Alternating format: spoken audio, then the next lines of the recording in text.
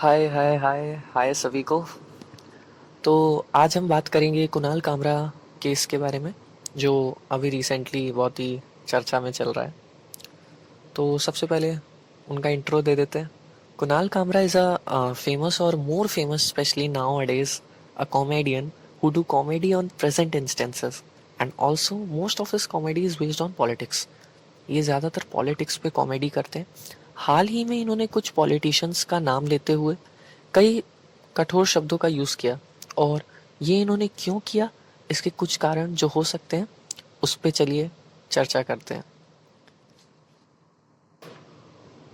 जिन्हें बिल्कुल नहीं पता इस मुद्दे के बारे में, उन्हें बता दूं कि अभी रिसेंटली एक कॉमेडी शो हुआ कुणाल कामरा जी का, और उन्होंने अपनी कॉमेडी में एकनाथ शिंदे और निर्मला सीतारमण जैसे समेत कई नेताओं पर कॉमेडी की। मगर बवाल तब मचा जब इन्होंने कुछ कठोर शब्दों का इस्तेमाल किया, जिसके बाद एकनाथ शिंदे की शिवसेना के समर्थकों ने इन्हें धमकियां दी और इन पर केस भी फाइल किया एक शिवसेना के नेता ने। और जहां इन्होंने परफॉर्म किया था उस जगह पर भी तोड़फोड़ हुई। तो पूरा मैटर यही है। जिस शब्द को लेकर ये पूरी कंट्रोवर्सी हो रही है वो शब्द है गद्दार। Kunal Kamra supports openly and aggressively anti-BJP incentive, and Kunal Kamra generally relies on comedy sarcasm.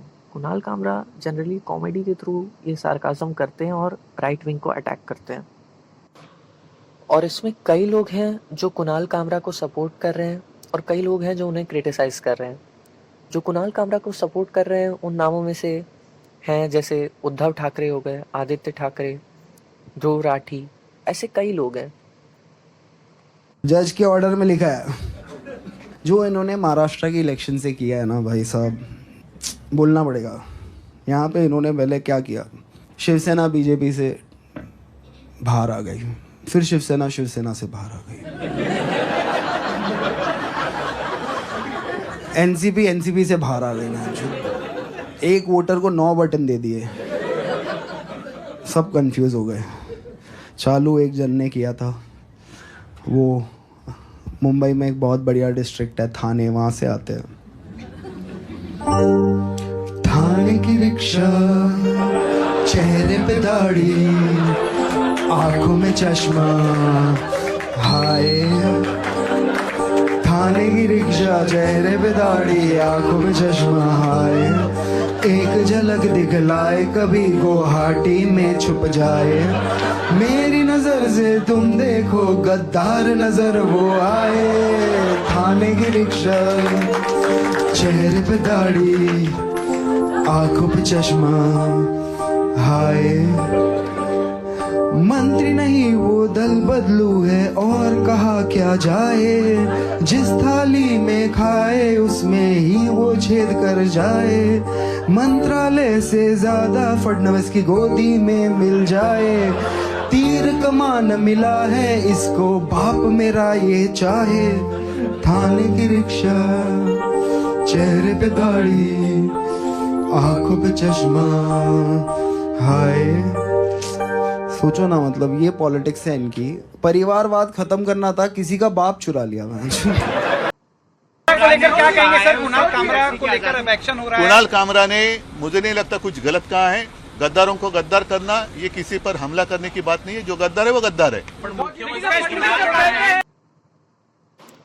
हमारे उद्धव ठाकरे जी कहते हैं कि गद्दार को गद्दार कहना गलत नहीं है, लेकिन अगर हम थोड़ा पीछे जाएं तो क्या उद्धव ठाकरे भी गद्दार ही नहीं हुए?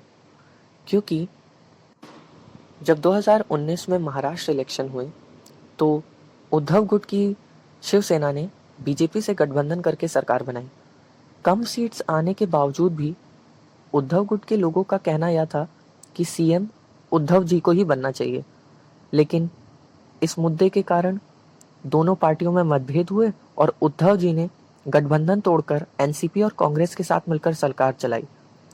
और उसके कुछ समय बाद ही एकनाथ शिंदे, जो कि शिवसेना में थे, उन्होंने 40 विधायकों के साथ एक अपनी शिवसेना बनाई और बीजेपी के साथ मिलकर सरकार बना ली। इसी को क्रिटिसाइज करते हुए कुणाल कामरा उन्हें अपने गाने में क्रिटिसाइज कर रहे हैं और गद्दार कह रहे हैं। लेकिन इस हिसाब से तो उद्धव भी गद्दार हुए, क्योंकि उन्होंने भी बीजेपी को धोखा दिया। ये कंट्रोवर्सी कुणाल कामरा ने क्यों की है, ये कोई पहला केस नहीं है। कुणाल कामरा कई बार ऐसी कंट्रोवर्सीज कर चुके हैं, जैसे वो फ्लाइट में अर्नव वाला केस या रिसेंट वाला।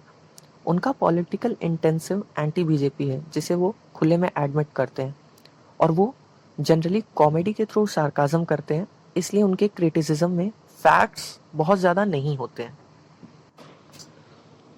मैं यही कहना चाहता हूँ कि दुनिया में हर किसी का एक पॉलिटिकल इंटेंसिव होता है, और जो लोग अपने को न्यूट्रल कहते हैं वो भी किसी ना किसी एक पार्टी के तरफ झुके हुए होते हैं। और आर्टिकल 19(1) के तहत फ्रीडम ऑफ स्पीच मिलती है हमें, और हर व्यक्ति को अधिकार है कि वो अपना ओपिनियन रख सकता है, और लोगों को बताने का भी अधिकार है। लेकिन अपना पॉलिटिकल इंटेंसिव रखने की लिमिट्स हैं। कुछ लिमिट आती हैं आर्टिकल 19(a) के तहत, जो कि 19(2) में दी गई हैं। फैक्ट और ओपिनियन में डिफरेंस होता है। एग्जाम्पल के तौर पे बीजेपी ने एक हाईवे बनवाया, और दो लोग हैं, मान लीजिए कुणाल और हार्दिक। कुणाल कहता है कि उसे हाईवे अच्छा लगा, और हार्दिक कहता है कि उसे हाईवे नहीं अच्छा लगा। तो जो फैक्ट है वो ये है कि बीजेपी ने एक हाईवे बनवाया है, ये एक फैक्ट है। लेकिन हाईवे अच्छा लगा या हाईवे बुरा लगा, ये दो अलग अलग लोगों के अलग अलग ओपिनियंस हैं। ये पहली बार नहीं है कि कुणाल ने पॉलिटिशियन पे जोक किया है, बट इस बार इतना हल्ला इसलिए है क्योंकि उन्होंने पर्टिकुलर पॉलिटिशियंस को टारगेट करते हुए कई कठोर शब्दों का इस्तेमाल किया।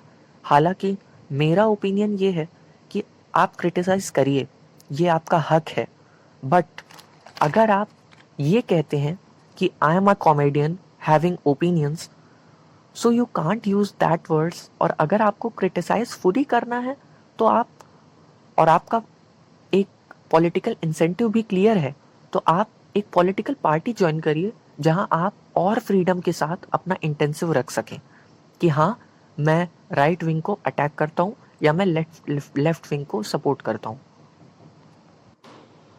और दूसरा कारण जिस वजह से ये कंट्रोवर्सी हुई है वो ये हो सकता है कि लाइमलाइट पाने का भी एक रीज़न ये हो सकता है, क्योंकि आजकल इस सोशल मीडिया की दुनिया में चंद व्यूज़ पाने के लिए कोई किसी को भी मार सकता है, गाली गलौज भी कर सकता है। लोग व्यूज़ बढ़ाने के लिए किसी भी हद तक जाने को तैयार हैं। मैं ऐसा क्यों कह रहा हूँ उसका प्रूफ है, ये इनके पिछले 10 दिन के व्यूज़ ग्राफ हैं। और ये बहुत ही नॉर्मल है, क्योंकि जब भी कोई कंट्रोवर्सी होती है व्यूज़ का एक स्पाइक आता है। व्यूज़ अचानक से बहुत ज़्यादा बढ़ते हैं, अचानक से उस व्यक्ति के बारे में सर्चेस बढ़ती हैं, और लोगों को मेहनत करके व्यूज़ लाने वाला रास्ता ज़्यादा लंबा होता है, इसलिए वे इस तरीके के छोटे रास्ते अपनाते हैं, जैसे कंट्रोवर्सी, लड़ाई, दंगा।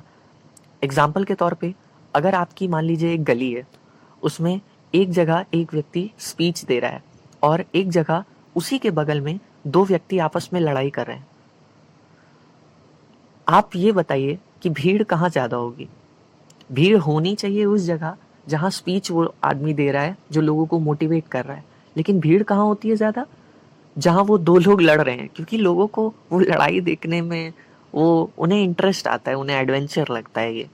इसीलिए जब भी कोई ऐसी कंट्रोवर्सी या लड़ाई दंगा होता है, लोगों का अटेंशन अचानक से उसकी तरफ शिफ्ट होता है और एक स्पाइक आता है।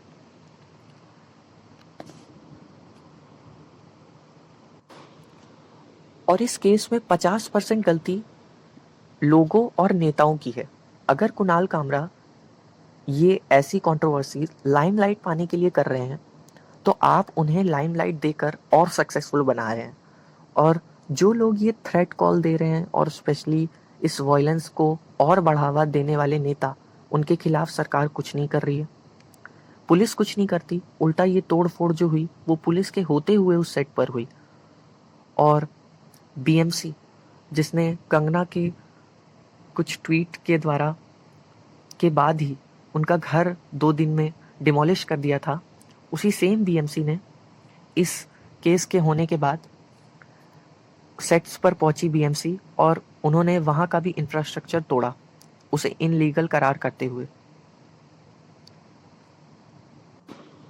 और जिस कंगना का घर उसी बीएमसी ने तोड़ा था, आज वही कंगना जो खुद इतना क्रिटिसिज्म करती हैं, बॉलीवुड माफिया या पॉलिटिशियंस को इतना क्रिटिसाइज करती हैं, वही आज कुणाल कामरा को ये कह रही हैं कि वो गलत कर रहे हैं। ये क्रिटिसिज्म इतना गलत है। और ये जो शब्द यूज हुआ है गद्दार, ये इससे पहले भी यूज हो चुका है। बीजेपी के एकनाथ शिंदे ने जब बीजेपी के साथ कोalition गवर्नमेंट बनाई, उसके पहले जब ये गठबंधन नहीं हुआ था, तब अजीत पवार ने ही एकनाथ शिंदे को गद्दार कहा था, मगर तब बवाल नहीं हुआ। शायद इसलिए क्योंकि वो खुद भी एक पॉलिटिशियन है। और इतना हार्श एक्शन, थ्रेट कॉल बिल्कुल गलत है।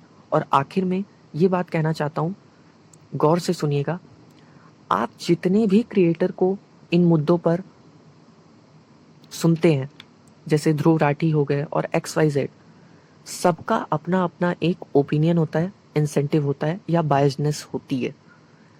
जैसे ध्रुव राठी को एंटी बीजेपी कहा जाता है, उन पे ये एलिगेशन भी लगता है उनके वीडियोस में कि उनके मोस्ट ऑफ द वीडियोस जो हैं वो बीजेपी गवर्नमेंट को क्रिटिसाइज करते हैं और सिर्फ वन साइडेड फैक्ट्स वो शो करते हैं। लेकिन मैं यही कहना चाहता हूँ कि आप ऐसे क्रिएटर्स के वीडियो या न्यूज़ या कुछ भी देख के एक रैपिड इंसेंटिव मत क्रिएट करिए, क्योंकि आज की डेट में हर किसी की एक बायसनेस है किसी पार्टी की तरफ। इन वीडियोस को देखिए, लेकिन सेल्फ एनालाइज करिए उन मुद्दों को और ध्यान रखिए कि कहीं ये लोग आपका इंसेंटिव आपके लिए ही ना यूज करें। और ये भी बोलना चाहता हूँ कि मैं ये वीडियो अपलोड कर रहा हूँ और इस वीडियो को अगर आप देखें तो बिल्कुल भी एक इंसेंटिव मेरा वीडियो देखने के बाद क्रिएट मत करिएगा। आपको लगेगा कि मैं शायद बीजेपी के पक्ष में बोल रहा हूँ या कुछ लोगों को लगेगा कि मैं उसके विपक्ष में बोल रहा हूँ, लेकिन ऐसे वीडियोस को देखिए और तुरंत एक अपना इंसेंटिव क्रिएट मत करिए। सेल्फ एनालाइज करिए कि क्या हो रहा है, क्या सही है और क्या गलत है। Thank you. और अगर आपको वीडियो हेल्पफुल लगी हो तो please like, share, subscribe and comment. और अगर अच्छी ना लगी हो तो माफ़ी, और मैं और क्या बेहतर कर सकता हूँ उसे भी कमेंट सेक्शन में ज़रूर बताइए।